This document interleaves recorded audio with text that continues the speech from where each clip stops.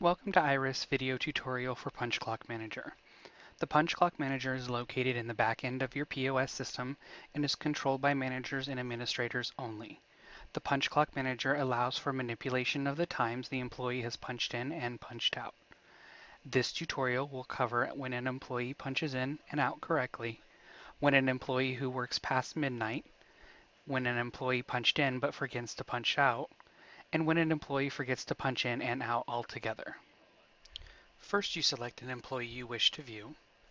The time clock works on a 24-hour period from 12 a.m. to 11:59 p.m. on any given date, and when the punch manner opens up, it defaults to the current date. To change the date, simply click on the calendar, select your beginning date, and select your ending date.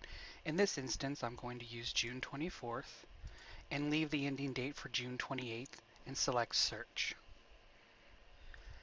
This will now show all the punch clock records as well as the total number of regular hours worked for the date range selected.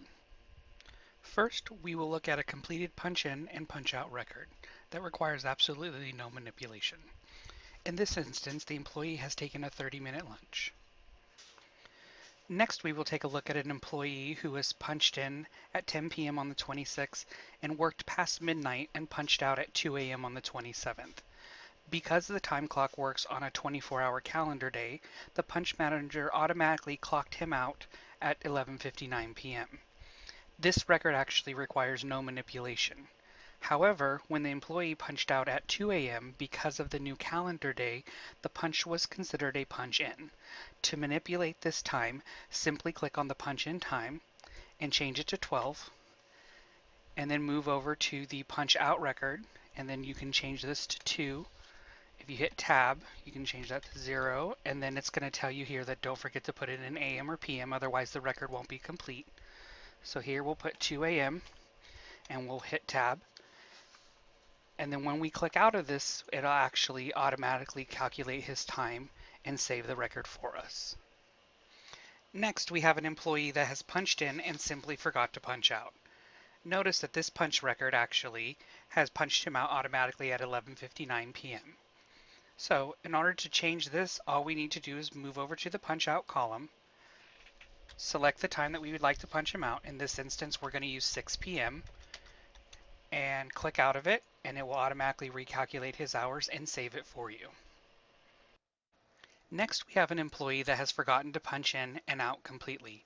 To create this new record, use the panel at the bottom of the window. Select the date of the punch-in record. In this case, we're just going to use June 28th. Next, you move over to the punch-in time and you select the window and change this to 9. And in this case, we're going to do 9:30 a.m. And if you have any notes that you need to put here, this is the time you would do it.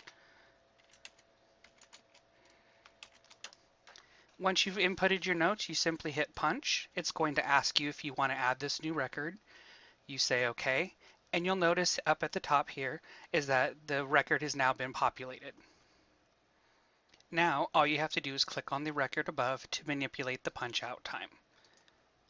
Here we're going to use 6:30 p.m. I'm going to hit tab, type in 30. Remember, it's going to ask you to an AM or PM to make sure you complete the record. So put in PM and click out of it to automatically save. Please note that any manipulations of an employee punch record will indicate with a star at the end of the line. If there has been no manipulations, there will be no star located. Also, please remember that IRIS was developed with the autosave technology and that anytime you click out of the punch record itself, it will automatically save.